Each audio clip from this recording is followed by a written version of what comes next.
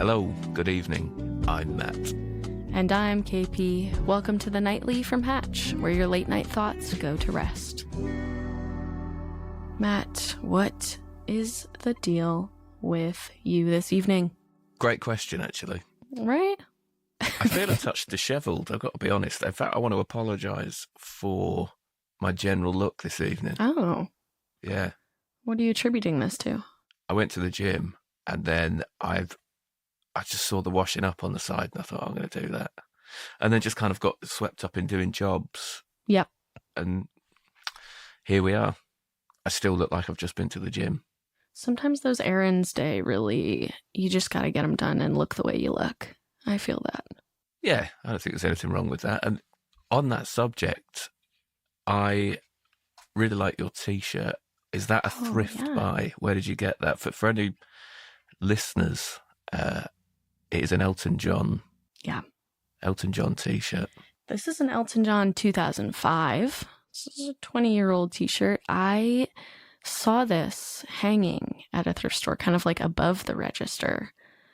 And it was like it actually was technically a salvage yard, which is like really the ultimate thrift store because they're not sorting through really anything. But they've made it like a cool little artsy salvage yard junk spot. And I saw it hanging behind the register and I said, can I buy that? Because I love Elton John. I think he's one of my favorites. I like his music.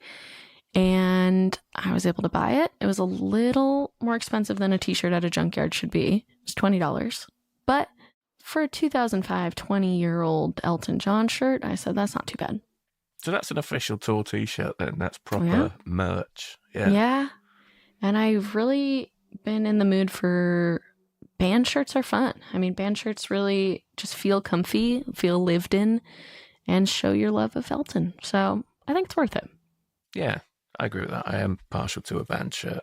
Apart from, I always regret forever I went and saw the Stone Roses when they got back together. Oh, yeah. And I really wanted one of the tour T-shirts. And I remember in the middle of the stadium seeing the little kiosk. Yeah. And going, and it was between like going to get a beer or going to get a T-shirt. And I went, I don't want to carry a T-shirt. And I never got one. And ever since, I've always thought it was a yellow T-shirt with like a green cuff around the edges of it. And I really, really regret that. And now I'm sure it's $1 million if you wanted to find that online. Yeah. Well, or just keep an eye out for me in your skips that you rummage through. I will. What was it? Junkyard. Salvage yard, yeah. Salvage yard, yeah. I did find, I really don't buy merch when I'm at the concert because I don't like new merch. Sometimes it's so stiff and then the line is really long. You're missing the concert when you're out at the merch table. So I really don't buy it a lot when I'm at the concert, but I have had good luck in the thrifts. I had my favorite artist, Mitski. I found her a nice sweatshirt of hers in the thrift the other day. Bought that. Oh, nice. You can get a little lucky, but you can't always rely on it. I don't know if a Stone Roses will pop up. I hope. I'll be looking. Yeah, do it. If you could keep an eye out, that would be really handy, actually. We have a lot of people like in the parking lots of concerts that are selling fake merch. Yeah, so I did that with the Stone Roses. Okay.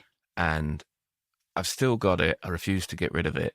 Sometimes I think their designs are better, though. There was some concert I went to, I didn't even like the person performing that much, but the merch that was inside the building was okay. And then the merch in the parking lot, I said, now this one's actually kind of good. Yeah? So they were coming up with their own new designs, which I didn't know they usually do. Yeah, I don't really know how it works, that kind of side industry. I remember meeting a guy probably about, 10 years ago when I worked in production as a cameraman. The most fascinating man I think I've ever met. And his story, I really wanted to turn it into a script at some point. I think it was in like the 80s or must have been early 80s. He was a real punk. And they were selling kind of counterfeit posters outside of all these massive stadium shows. Mm-hmm. So they went they went over to the States and went all around the world.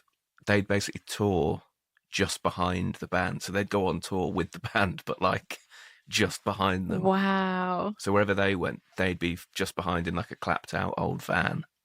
And, you know, he had stories of the band finally getting wind and their security coming after them. And then they had to like jump out of hotel windows onto their little bus to get away. And it's such a great story. That's what I was going to ask. I was like, I wonder if the band was like, it's okay, they're cool with it. Or if they're like, no, you're done. They were absolutely furious about it. Oh my God. But I'm sure there was some sort of... He showed me a picture of the national newspaper at home after they got caught. They all got arrested. Oh my gosh, for selling fake merch? Yeah. The headline was "Bang Goes the Poster Racket." Wow. And there was like a picture of them all getting led off, being arrested and stuff. But I'm sure it ended up being the company that they created to sell this ended up being a legitimate, like Oxford University Press or something. Whoa. It was really interesting. And that's not completely true. Just something like that. But yeah. Yes, yeah, it was like a legitimate spot. See, I always wondered that with these shirts where it's like, are they allowed to just like send the design to a regular website and they'll make the t-shirts? There's no like copyright? Yeah, I don't know. It's definitely not. It can't be completely legal, surely. No, you'd have to change the name to like Elton John for Elton John, and then you can sell that shirt. Sorry, who was that? Elton John. Elton John. Mm. You can sell that shirt. That's nobody. Thursday night's all right for fighting.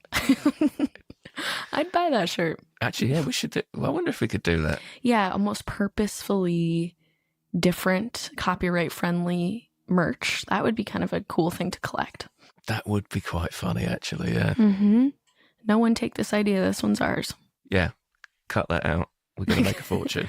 Yes, this is our big break.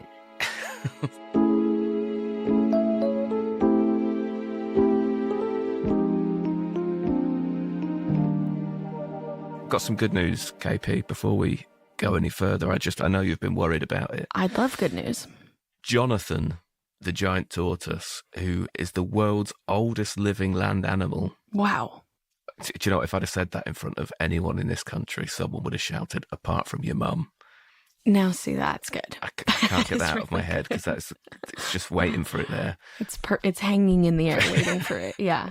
Uh-huh. But Jonathan, the world's oldest living land animal, is alive after getting caught up in alleged crypto scam. Okay, that is really the craziest thing I've ever heard. What is the crypto scam? So I'll give you a bit of background first on Jonathan. He is a Seychelles tortoise, believed to be the world's oldest living land animal. So he lives in Seychelles, or where does he live? No, he lives in St. Helena. Okay. And he is a Seychelles giant tortoise. Wow. Basically, what happened is there was reports of his demise posted on an X account, which seemed legit. A guy called Joe Hollins, vet, named after a vet called Joe Hollins. And he said he was heartbroken to announce that the beloved creature had passed away today peacefully. Describing himself as Jonathan's vet for many years, he said, "Rest easy, old friend. You'll be missed more than words can say." Okay. Basically, there was a massive outpouring of love and mourning for Jonathan. It's 193. I mean, that's impressive getting to that age. That is really, really wild. So basically, this account, it wasn't the real Joe Hollins, who actually is/was Jonathan's long-term vet. Oh. This was a scammer. They were soliciting crypto donations, and they'd recently changed the username to make it look like they were Joe Hollins. Okay, and this should go without saying, but a vet will never ask you for a crypto donation.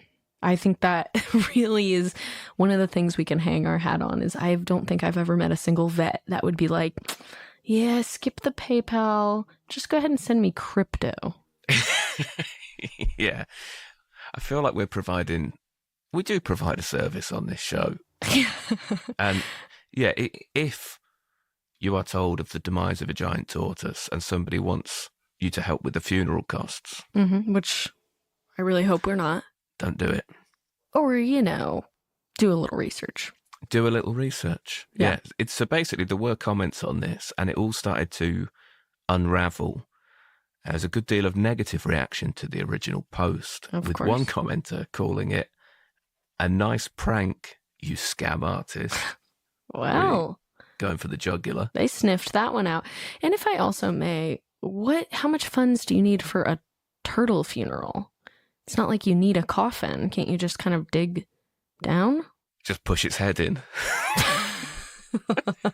Just float it out to sea? I don't know. Yeah, it's a good point. I mean, I want him to have a beautiful goodbye, of course. I think he's very important.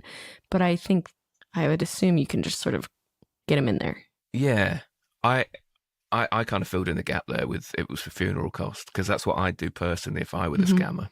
Of course, everyone's down to give money to send him off right to Valhalla. Yeah, it doesn't say that is what they did, so I don't know why they were trying to say that a dead 193-year-old tortoise needed crypto. I don't know where the connection is. That was his last dying wish. Was that he said, "I want you to invest a lot of money into this cryptocurrency"? Yeah, his dying wish was his long-term vet got a Bitcoin. Maybe it's like a memorial bench. I could see that. Yeah, a little memorial Bitcoin. A nice, beautiful bench that says, what is his name? Jonathan? Awesome name, by the way, for a 200-year-old. Jonathan. Boring name. He was 193 years old. What would you think? He was born in, when would that be? 30? Yeah. 1829, 1830. Uh-huh. 1830, yeah, we'd have to look at the popular names there. Maybe like Pip. William the Fourth was on the throne at the time, I think. I guess that's a boring name too then, William. So, Could have gone with William, yeah. no, you don't want it. Yeah, all right, Jonathan's good. I'm sorry to all the Jonathans. I actually like it. I think it's a perfect name for him. Yeah, and we're pleased to see that actual Jonathan is alive. Jonathan the Tortoise. Wow. It's great news. You know, he survived 2 world wars, hundreds of smaller conflicts with more than 40 between 1832 and 1840 alone. And it's crazy you know that off the top of your head. I'm not reading this from the article. I just know this. You know all about smaller conflicts. 8 British monarchs, cultural developments such as film, sports, mass publishing, and the digital age. I've lived through those too. Nobody gives me a blue ribbon. Not yet. They will. Not yet, but you wait. I hope you live a long and happy life, and one day a vet tries to scam crypto out of your death. I hope so. That is all I want and I do think a vet will be in charge of me at that age. I don't know if I just feel I'll go to the vet to save some money.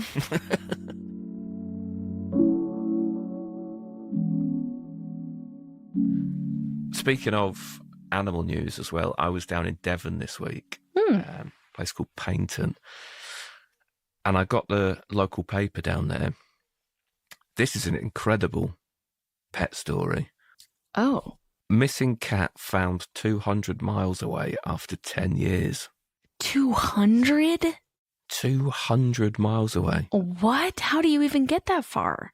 He had to have hitched a ride, a bus. You got to assume, I can confirm, Binky does only have tiny little legs. Binky has no scooter to call his own. It's just all tiny little legs. Although, no, it is a mystery. It is a mystery. Warren, who is Binky's original owner, said she was a year old when she went missing, so will be 11 now. Wow. She wasn't out for long that day, but just didn't come back. My wife and I put up flyers in local shops and through people's letterboxes, and even offered a reward of £500. That's pretty good. My wife and I always thought Binky had been stolen because she was a very attractive cat, if you do say so yourself. Absolutely. I can picture it. Then on the bank holiday weekend, Warren received an email from Identibase, which stores details of microchipped pets and reunites animals with their owners. Oh my gosh. Binky's microchip identified her as belonging to Warren's wife. This is incredibly shocking because I was going to say, I'm like, well, they probably just found a cat that looks like Binky and they're being excited about that. But the microchip does not lie. The microchip does not lie. Yeah. This is really Binky. And I guess now it's who's Binky going to choose? You know, the original parents or its step parents. I mean, I think Binky was stolen. To get 200 miles, I mean, he could not have hopped on a bus and gotten off. I don't know. There's a bit of me that hopes. I have seen Babe, Pig in the City quite recently. Yes, which is a documentary. Certainly is. And if a piglet can do it, Binky can. Binky can do it. Binky is a very attractive cat as well, I have to say. I'm picturing in my head, I'm going to look it up, but in my head, I'm picturing maybe like a little calico. What's a calico? It's got like little orange spots, kind of. Okay. No, it's... Binky the cat. Devin? This wasn't... Oh, yeah. Oh, no. It's a cute cat, though. It's a cute cat. This is a sort of white and fluffy, blue-eyed cat. Yep. Yeah. Very fluffy, actually. Mm-hmm. Stunning Persian Burmese cross. A stunning cross. I can't deny that. It sounds expensive as well. Binky does sound expensive. Binky's a really cute name. Mm-hmm. I don't necessarily agree with that. I think you should get a horrible looking little stray thing. I agree. For me, the uglier the better on animals. I think they're really... You're supposed to just get a really goofy looking thing. This one she's quite posh. Yeah. If I may. think for me, the dream is goofy looking weird thing. Human name. Winner. I agree. I have a dog with a pushed in snout. Looks all silly looking. And his name is Howard. That's the ideal combo. You've absolutely nailed it. Yeah. Yes. Look weird. Have an old person's name. That's great. Do you shorten Howard? It's not literally, but... Yeah, I put him in his little machine and I crunch him. I want to make him look weirder. Is it Howie? Howie, yeah.